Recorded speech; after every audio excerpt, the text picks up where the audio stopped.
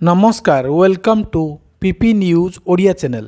PP news Odia channel को आपण को स्वागत। आज बड़ खबर निवेश अनुकूलता सूचकांक ओडिशा चतुर्थ।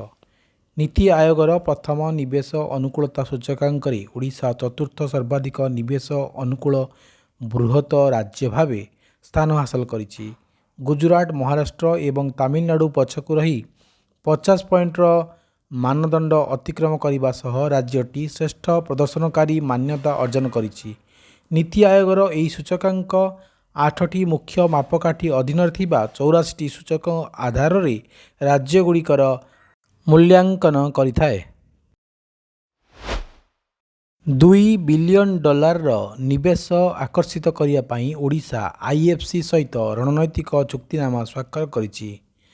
ओडिशा सरकार राज्यर पब्लिक प्राइवेट पार्टनरशिप इकोसिस्टम को अधिक मजबूत करने एवं प्राय $2 बिलियन अमेरिकीय बेसरकारी निवेश आकर्षित करने विश्व बैंक ग्रुपर सदस्य अंतर्जातीय अर्थ निगम सहित एक रणनैतिक चुक्तिनामा स्वाक्षर करिसेंती। एही चुक्तिनामा को programmatic transaction advisory service agreement कहुଯାଇଛି। यह माध्यम ओडिशा देशर प्रथम राज्य भाव में आईएफसी सहित यही भागीदारी स्थापन करिछि।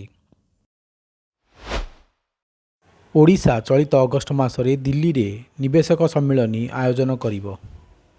ओडिशा सरकार आसोचैम सह भागीदारी रे 7 अगस्ट 2026 रे नुआ दिल्ली रे एक बृहत इन्वेस्ट ओडिशा रोड शो आयोजन करिवे।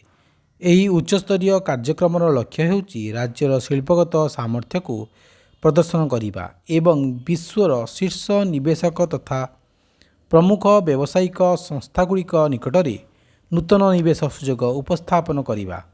मुख्यमंत्री मोहन चरण माझी व्यक्तिगत भाव में टीम ओडिशा प्रतिनिधि दलर नेतृत्व नेबे एवं प्रमुख शिल्पपति मानकर सह उच्चस्तरीय आलोचना तथा सीधासड़क व्यावसायिक बैठक करिवे।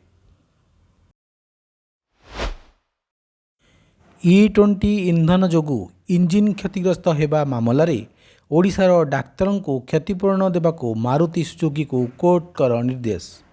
रायपुर जिला ग्राहक विवाद निवारण आयोग मारुति सुजुकी एवं यार डीलर को जड़े डाक्तरंकर ग्रांड वितारा गाड़ी बदल रे एक नूतन E20 अनुकूल गाड़ी प्रदान करने को किंबा 20.5 लाख टंका फेरस्त करने को निर्देश देइछंती।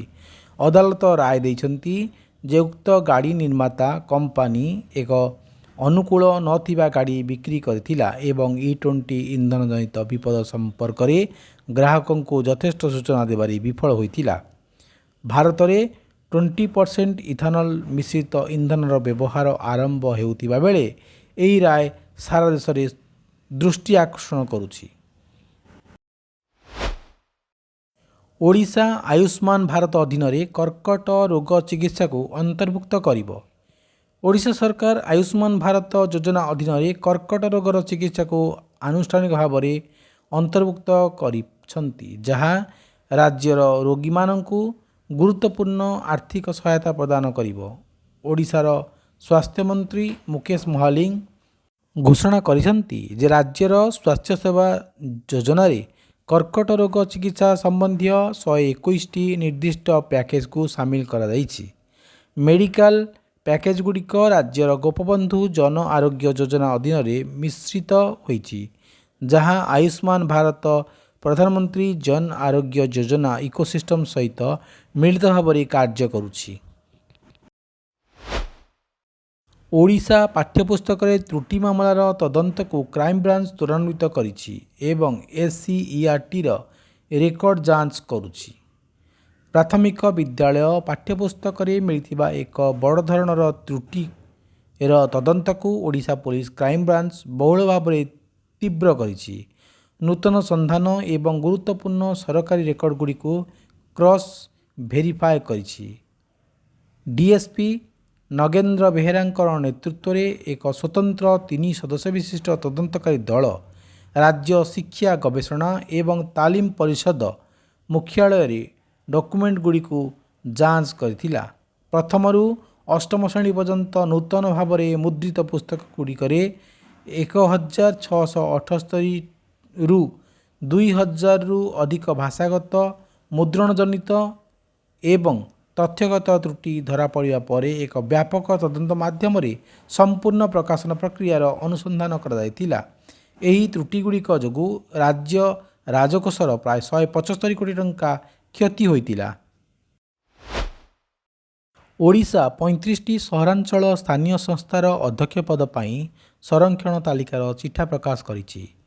ଓଡ଼ିଶା ସରକାର 15 ଜୁଲାଇରେ ରାଜ୍ୟର 35ଟି ସହରାଞ୍ଚଳ ସ୍ଥାନୀୟ ସଂସ୍ଥାର ଅଧ୍ୟକ୍ଷ ପଦ ପାଇଁ ସଂରକ୍ଷଣ ତାଲିକାର ଚିଠା ପ୍ରକାଶ କରିଛନ୍ତି। ଗୃହ ନିର୍ମାଣ ଓ ନଗର ଉନ୍ନୟନ ବିଭାଗର ସରକାରୀ ବିଜ୍ଞପ୍ତି ଅନୁଯାୟୀ ପୌର ପ୍ରଶାସନ ନିର୍ଦ୍ଦେଶକଙ୍କର କାର୍ଯ୍ୟାଳୟରେ ଏ ସଂକ୍ରାନ୍ତୀୟ ଆପତ୍ତି ଓ ପରାମର୍ଶ ଗ୍ରହଣ କରାଯିବ। ଏହି ଚିଠା ସଂରକ୍ଷଣ ତାଲିକା ଉପରେ ନିଜର ମତାମତ ଦାଖଲ କରିବା ପାଇଁ ସାଧାରଣ ଜନତାଙ୍କୁ ବିଜ୍ଞପ୍ତି ପ୍ରକାଶ କରିବା ଦିନଠାରୁ 15 ଦିନର ସମୟ ଦିଆଯାଇଥିଲା। ଖସଡ଼ା ଅନୁଯାୟୀ ଅନୁସୂଚିତ ଜାତି ମହିଳାମାନଙ୍କ ପାଇଁ 11ଟି ଅଧ୍ୟକ୍ଷ ପଦ ସଂରକ୍ଷିତ ଥିଲା। ଅନୁସୂଚିତ ଜାତି ବର୍ଗ ପାଇଁ 7ଟି ପଦ ସଂରକ୍ଷିତ ଥିବାବେଳେ ଅନୁସୂଚିତ ଜନଜାତି ମହିଳାମାନଙ୍କ ପାଇଁ ଆଉ 7ଟି ପଦ ସଂରକ୍ଷିତ ଥିଲା। ପରବର୍ତ୍ତୀ ଖବର, ଓଡ଼ିଶା ନବମ ଓ ଦଶମ ଶ୍ରେଣୀ ଛାତ୍ରଛାତ୍ରୀମାନଙ୍କ ପାଇଁ କ୍ୟାରିୟର ମାର୍ଗଦର୍ଶନ କାର୍ଯ୍ୟକ୍ରମ ଆରମ୍ଭ କରିଛି। ଓଡ଼ିଶା ବିଦ୍ୟାଳୟ ଶିକ୍ଷା କାର୍ଯ୍ୟକ୍ରମ କର୍ତ୍ତୃପକ୍ଷ ରାଜ୍ୟର ନବମ ଓ ଦଶମ ଶ୍ରେଣୀର ଛାତ୍ରଛାତ୍ରୀମାନଙ୍କ ପାଇଁ ଏକ ବ୍ୟାପକ କ୍ୟାରିୟର ମାର୍ଗଦର୍ଶନ କାର୍ଯ୍ୟକ୍ରମ ଆରମ୍ଭ କରିଛନ୍ତି। ଛାତ୍ରଛାତ୍ରୀମାନଙ୍କୁ ଭବିଷ୍ୟତର ଶିକ୍ଷା ଓ ବୃତ୍ତିଗତ ପଥ ସମ୍ପର୍କରେ ଜାଣିବାରେ ସହାୟତା କରିବା ଉଦ୍ଦେଶ୍ୟରେ ଏହି କାର୍ଯ୍ୟକ୍ରମ ଅଧୀନରେ ପ୍ରତି ମାସର ପ୍ରଥମ ଓ ତୃତୀୟ ଶନିବାର ସକାଳ 10:30ରୁ 11:30 ପର୍ଯ୍ୟନ୍ତ ୱେବିନାର ଆୟୋଜନ କରାଯାଉଛି। ଏହି କାର୍ଯ୍ୟକ୍ରମରେ 21ଟି ଆନ୍ତଃକ୍ରିୟାତ୍ମକ କ୍ୟାରିୟର ମାର୍ଗଦର୍ଶନ ୱେବିନାର ଅନ୍ତର୍ଭୁକ୍ତ, ଯାହା ଆତ୍ମ ଅନ୍ୱେଷଣ ଏବଂ ବିଭିନ୍ନ ବୃତ୍ତିଗତ ପଥ ଉପରେ କେନ୍ଦ୍ରିତ। ଏଥିରେ ପ୍ରଶାସନିକ କ୍ଷେତ୍ରରେ ଥିବା ସୁଯୋଗଗୁଡ଼ିକ ମଧ୍ୟ ସାମିଲ ରହିଛି। ନୌକାରେ ରଥଯାତ୍ରା, ଚିଲିକା ହ୍ରଦ ହୋଇଛି ଦେବତାମାନଙ୍କର ବଡ଼ଦାଣ୍ଡ। କଙ୍କଣା ଶିଖରୀ ଧାମର ଜଳ ରଥଯାତ୍ରା ଓଡ଼ିଶାର ଚିଲିକା ହ୍ରଦକୁ ଏକ ଭାସମାନ ବଡ଼ଦାଣ୍ଡରେ ପରିଣତ କରିଥିଲା। ପାରମ୍ପରିକ କାଠ ଚକ ବିଶିଷ୍ଟ ରଥ ପିଚୁ ରାସ୍ତାରେ ଗଡ଼ିବା ପରିବର୍ତ୍ତେ ଏଠାରେ ଚତୁର୍ଦ୍ଧାମୂର୍ତ୍ତି ଏସିଆର ସର୍ବବୃହତ ଲୁଣି ପାଣି ହ୍ରଦ ଉପରେ ଏକ ଚମତ୍କାର ନୌକା ନିର୍ମିତ ରଥରେ ଜଳଯାତ୍ରା କରିଥିଲେ। ଜଳପଥରେ ଯାତ୍ରା କରିବା ପାଇଁ 3ଟି ପାରମ୍ପରିକ ଡଙ୍ଗାକୁ ଏକତ୍ର ଯୋଡ଼ାଯାଇ ଦେବତାମାନଙ୍କର ରଥ ନନ୍ଦିଘୋଷ, ତାଳଧ୍ୱଜ ଓ ଦର୍ପଦଳନ ରୂପେ ସଜ୍ଜିତ କରାଯାଇଥିଲା। ଓଡ଼ିଶାରେ ମହିଳା ନେତୃତ୍ୱାଧୀନ କୃଷିକୁ ସୁଦୃଢ଼ କରିବା ପାଇଁ ମିଶନ ଶକ୍ତି ଓ ଇକ୍ରିସାଟ ମଧ୍ୟରେ ସହଯୋଗ। ରାଜ୍ୟବ୍ୟାପୀ ମହିଳା ନେତୃତ୍ୱାଧୀନ କୃଷି ଉଦ୍ୟୋଗଗୁଡ଼ିକୁ ସଶକ୍ତ କରିବା ଲକ୍ଷ୍ୟରେ ଓଡ଼ିଶା ସରକାରଙ୍କର ମିଶନ ଶକ୍ତି ବିଭାଗ 17 ଜୁଲାଇ 2026ରେ international crops research institute for the semi arid tropics ସହିତ ଏକ ଗୁରୁତ୍ୱପୂର୍ଣ୍ଣ ବୁଝାମଣାପତ୍ର ସ୍ୱାକ୍ଷର କରିଛି। ଭୁବନେଶ୍ୱରସ୍ଥିତ ମିଶନ ଶକ୍ତି ଭବନରେ ସମ୍ପାଦିତ ଏହି ଭାଗିଦାରୀର ଲକ୍ଷ୍ୟ ହେଉଛି ଜଳବାୟୁ ଅନୁକୂଳ କୃଷିର ପ୍ରସାର ଘଟାଇବା, ନିରନ୍ତର ଜୀବିକା ସୁନିଶ୍ଚିତ କରିବା ଏବଂ ମହିଳା ସ୍ୱୟଂ ସହାୟକ ଗୋଷ୍ଠୀ ସଦସ୍ୟମାନଙ୍କୁ ସମୃଦ୍ଧ ଲକ୍ଷପତି ଦିଦିରେ ପରିଣତ କରିବା ପ୍ରକ୍ରିୟାକୁ ତ୍ୱରାନ୍ୱିତ କରିବା। ହିନ୍ଦୀ ଚଳଚ୍ଚିତ୍ର ଆର୍ଟିକଲ 370 72ତମ ଜାତୀୟ ଚଳଚ୍ଚିତ୍ର ପୁରସ୍କାରରେ ଶ୍ରେଷ୍ଠ ଚଳଚ୍ଚିତ୍ର ପୁରସ୍କାର ଜିତିଛି।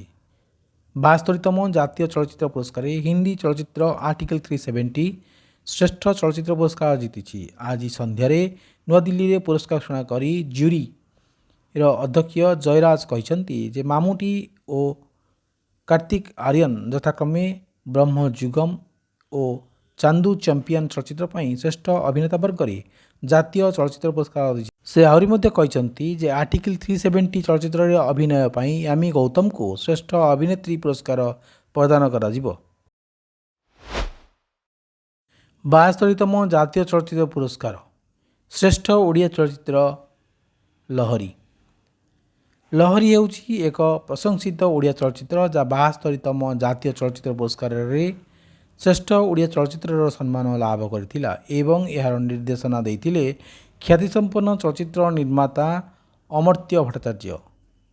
ଏକ ଗ୍ରାମାଞ୍ଚଳର ଦିନୁ ନାମକ ଜଣେ ମତ୍ସ୍ୟଜୀବୀଙ୍କର କାହାଣୀ ଉପରେ ଆଧାରିତ 123 ମିନିଟ୍ର ଏହି ଚଳଚ୍ଚିତ୍ରଟି ପାରମ୍ପରିକ ମୂଲ୍ୟବୋଧ ଓ ଆଧୁନିକ ଅଗ୍ରଗତି ମଧ୍ୟରେ ଥିବା ଦ୍ୱନ୍ଦ୍ୱକୁ ଅନୁସନ୍ଧାନ କରିବା ସହ ଜଟିଳ ପାରିବାରିକ ସମ୍ପର୍କ ଓ ସାମାଜିକ ପରିବର୍ତ୍ତନ ଉପରେ ଆଲୋକପାତ କରିଥାଏ। ଯନ୍ତର ମନ୍ତରରୁ ସୋନମ ୱାଙ୍ଗଚୁକଙ୍କୁ ହଟାଇବା ଘଟଣାକୁ ନେଇ କେନ୍ଦ୍ର ସରକାରଙ୍କୁ ଟାର୍ଗେଟ୍ କଲେ ରାହୁଲ ଗାନ୍ଧୀ। ଦିଲ୍ଲୀର ଯନ୍ତର ମନ୍ତରରୁ ଜଳବାୟୁ କର୍ମୀ ସୋନମ ୱାଙ୍ଗଚୁକଙ୍କୁ ବଳପୂର୍ବକ ହଟାଇବା ଘଟଣାକୁ ନେଇ କଂଗ୍ରେସର ବିରୋଧୀ ଦଳ ନେତା ରାହୁଲ ଗାନ୍ଧୀ କେନ୍ଦ୍ର ସରକାରଙ୍କୁ କଡ଼ା ସମାଲୋଚନା କରିଛନ୍ତି। ସେ କହିଛନ୍ତି ଯେ ଛାତ୍ରଛାତ୍ରୀମାନଙ୍କର ଗୁରୁତ୍ୱପୂର୍ଣ୍ଣ ପ୍ରସଙ୍ଗ ପାଇଁ ଲଢ଼ୁଥିବା ବ୍ୟକ୍ତିମାନଙ୍କୁ କୌଣସି ପ୍ରକାରର ବଳ ପ୍ରୟୋଗ ଦ୍ୱାରା ଦମନ କରାଯାଇପାରିବ ନାହିଁ। ରାହୁଲ ଗାନ୍ଧୀ ଦୃଢ଼ତାର ସହ କହିଛନ୍ତି ଯେ ପ୍ରଧାନମନ୍ତ୍ରୀ ନରେନ୍ଦ୍ର ମୋଦିଙ୍କର ନେତୃତ୍ୱାଧୀନ ସରକାରର ମୂଳ ଆଧାର ହେଉଛି ଅସତ୍ୟ ଏବଂ ହିଂସା। ଜୁଲାଇ 19ରୁ ଅମରନାଥ ଯାତ୍ରା ଅସ୍ଥାୟୀ ଭାବରେ ସ୍ଥଗିତ। ଜାମ୍ମୁ କାଶ୍ମୀର ପ୍ରଶାସନ ଶନିବାର ଦିନ କହିଛି ଯେ ଖରାପ ପାଣିପାଗ ପୂର୍ବାନୁମାନକୁ ଦୃଷ୍ଟିରେ ରଖି ଜୁଲାଇ 19 ତାରିଖରୁ ଅମରନାଥ ଯାତ୍ରାକୁ ଅସ୍ଥାୟୀ ଭାବରେ ସ୍ଥଗିତ ରଖାଯିବ। କାଶ୍ମୀର ଡିଭିଜନାଲ କମିଶନର ଅଂଶୁଲ ଗର୍ଗ ଏକ ବିବୃତ୍ତିରେ କହିଛନ୍ତି ଭାରତୀୟ ପାଣିପାଗ ବିଭାଗ ଦ୍ୱାରା ଜାରି କରାଯାଇଥିବା ଖରାପ ପାଣିପାଗ ପୂର୍ବାନୁମାନକୁ ଦୃଷ୍ଟିରେ ରଖି ଏବଂ ତୀର୍ଥଯାତ୍ରୀମାନଙ୍କ ସୁରକ୍ଷା ଓ କଲ୍ୟାଣ ସୁନିଶ୍ଚିତ କରିବା ପାଇଁ ସତର୍କତାମୂଳକ ପଦକ୍ଷେପ ସ୍ୱରୂପ 19 ଜୁଲାଇରୁ ପହଲଗାମ ଏବଂ ବାଲତାଲ ଉଭୟ ମାର୍ଗରେ ଶ୍ରୀ ଅମରନାଥଜୀଙ୍କର ଯାତ୍ରା ଅସ୍ଥାୟୀ ଭାବରେ ସ୍ଥଗିତ ରହିବ। ବିଏସ୍ସି ଦଶମ ଶ୍ରେଣୀ ଦ୍ୱିତୀୟ ବୋର୍ଡ଼ ପରୀକ୍ଷାଫଳ ପ୍ରକାଶିତ। 59% ପରୀକ୍ଷାର୍ଥୀଙ୍କର ନମ୍ବରରେ ଉନ୍ନତି। ସିବିଏସ୍ଇ ଦଶମ ଶ୍ରେଣୀର ଦ୍ୱିତୀୟ ବୋର୍ଡ଼ ପରୀକ୍ଷାଫଳ ଆନୁଷ୍ଠାନିକ ଭାବରେ ଘୋଷଣା କରାଯାଇଛି ଏବଂ ଏଥିରେ ମୋଟ ଉତ୍ତୀର୍ଣ୍ଣ ହାର 96.78% ରହିଛି। ନିଜର ମାର୍କ ବୃଦ୍ଧି କରିବା ପାଇଁ ପରୀକ୍ଷା ଦେଇଥିବା 5,13,955 ଜଣ ଛାତ୍ରଛାତ୍ରୀମାନଙ୍କ ମଧ୍ୟରୁ 59.95% ଛାତ୍ରଛାତ୍ରୀ ସଫଳତାର ସହିତ ନିଜର ସ୍କୋର ବୃଦ୍ଧି କରିପାରିଛନ୍ତି। ବର୍ତ୍ତମାନ ଛାତ୍ରଛାତ୍ରୀମାନେ ଡିଜିଲକର ରେଜଲ୍ଟ ପୋର୍ଟାଲ କିମ୍ବା ସିବିଏସ୍ଇ ରେଜଲ୍ଟ ୱେବସାଇଟ୍ ମାଧ୍ୟମରେ ନିଜର ସ୍କୋର କାର୍ଡ଼ ଦେଖିପାରିବେ। ରୁଷ ଉପରେ ୟୁକ୍ରେନର ରାତ୍ରିକାଳୀନ ଡ୍ରୋନ୍ ଆକ୍ରମଣରେ 8 ଜଣଙ୍କର ମୃତ୍ୟୁ ଏବଂ 60 ଆହତ। ରାତିସାରା ରୁଷିଆ ଉପରେ ହୋଇଥିବା ୟୁକ୍ରେନୀୟ ଡ୍ରୋନ୍ ଆକ୍ରମଣରେ 8 ଜଣଙ୍କର ମୃତ୍ୟୁ ଘଟିଥିବା ବେଳେ 60ରୁ ଅଧିକ ଲୋକ ଆହତ ହୋଇଛନ୍ତି। ରୁଷିଆର ଅଧିକାରୀମାନେ କହିଛନ୍ତି ଯେ ରାତିସାରା ୟୁକ୍ରେନୀୟ ଡ୍ରୋନ୍ ଦ୍ୱାରା ରୁଷିଆର ପ୍ରମୁଖ ଅନଲାଇନ୍ ରିଟେଲରଙ୍କର 2ଟି ବିଶାଳ ଗୋଦାମ ଉପରେ ଆକ୍ରମଣ କରାଯାଇଥିଲା। ଗୋଟିଏ ଟାମ୍ବୋଭ ଅଞ୍ଚଳର କୋଟୋଭସ୍କ ସହରରେ ଏବଂ ଅନ୍ୟଟି ମସ୍କୋ ନିକଟସ୍ଥ ଇଲେକ୍ଟ୍ରୋଷ୍ଟାଇଲରେ ଅବସ୍ଥିତ। ହର୍ମୁଜ ପ୍ରଣାଳୀକୁ ନେଇ ଆମେରିକା ଓ ଇରାନ ମଧ୍ୟରେ ସଂଘର୍ଷ ତୀବ୍ର ହୋଇଛି। ହର୍ମୁଜ ପ୍ରଣାଳୀର ନିୟନ୍ତ୍ରଣ ପାଇଁ କିଛି ଦିନ ଧରି ଚାଲିଥିବା ପାରସ୍ପରିକ ସାମରିକ ଅଭିଯାନ ପରେ ଆମେରିକା ଏବଂ ଇରାନ ମଧ୍ୟରେ ସଂଘର୍ଷ ତୀବ୍ରତର ହୋଇଛି। ହର୍ମୁଜ ପ୍ରଣାଳୀ ଉପରେ ଲଢ଼େଇ ତୀବ୍ର ହେବା ସହିତ ଆମେରିକା ଏବଂ ଇରାନ ନୂତନ ଆକ୍ରମଣ କରିଛନ୍ତି। କୁଏତରେ ଏକ ଜଳ ଡିସାଲିନେସନ ପ୍ଲାଣ୍ଟ ଏବଂ ଏକ ତୈଳ ସୁବିଧା ଉପରେ କ୍ଷେପଣାସ୍ତ୍ର ଆକ୍ରମଣ କରାଯାଇଥିଲା ଯାହାଫଳରେ ବ୍ୟାପକ ଭିତ୍ତିଭୂମିରେ ନିଆଁ ଲାଗିଯାଇଥିଲା ଏବଂ କୁଏତ ଏୟାରସ୍ପେସ୍କୁ ଅସ୍ଥାୟୀ ଭାବରେ ବନ୍ଦ କରିବାକୁ ବାଧ୍ୟ କରାଯାଇଥିଲା। ସରକାରୀ ଉପକରଣରେ ଟିକ୍ଟକ୍ ଉପରେ ଥିବା ଦୀର୍ଘ ଦିନର କଟକଣା ଆମେରିକା ପ୍ରତ୍ୟାହାର କରିନେଇଛି। ଆମେରିକାର ନ୍ୟାୟ ବିଭାଗ ସରକାରୀ ଉପକରଣଗୁଡ଼ିକରେ ଟିକ୍ଟକ୍ ବ୍ୟବହାର ଉପରେ ଲାଗିଥିବା ଦୀର୍ଘ ଦିନର କଟକଣାକୁ ଆନୁଷ୍ଠାନିକ ଭାବରେ ପ୍ରତ୍ୟାହାର କରିନେଇଛି। ବିଭାଗର ମତ ଅନୁଯାୟୀ ବର୍ତ୍ତମାନର ପୁନର୍ଗଠନ ପ୍ରକ୍ରିୟା ପରେ ଏହି ଆପ୍ ଆଉ ଜାତୀୟ ସୁରକ୍ଷା ପାଇଁ ବିପଦ ସୃଷ୍ଟି କରୁନାହିଁ।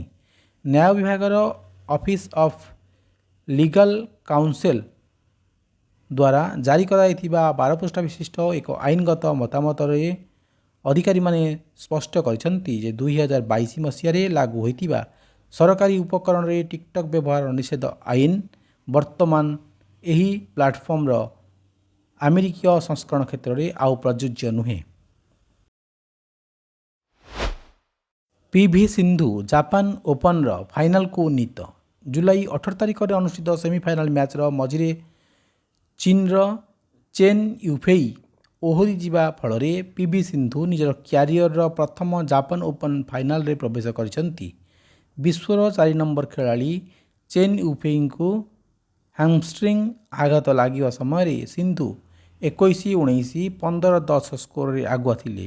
ଟୋକିଓ ମେଟ୍ରୋପଲିଟାନ ଜିମ୍ନାସିୟମରେ ମିଳିଥିବା ଏହି ଚମତ୍କାର ବିଜୟ ସହିତ ସିନ୍ଧୁ ଡିସେମ୍ବର 2024 ପରଠାରୁ ପ୍ରଥମ ଥର ପାଇଁ କୌଣସି BWF ୱାର୍ଲଡ ଟୁର୍ ଟାଇଟଲ ମୁକାବିଲାରେ ସ୍ଥାନ ପାଇଛନ୍ତି ଏବଂ ତାଙ୍କର ପ୍ରଥମ ସୁପର 750 ଇଭେଣ୍ଟ ଫାଇନାଲ ଅଟେ।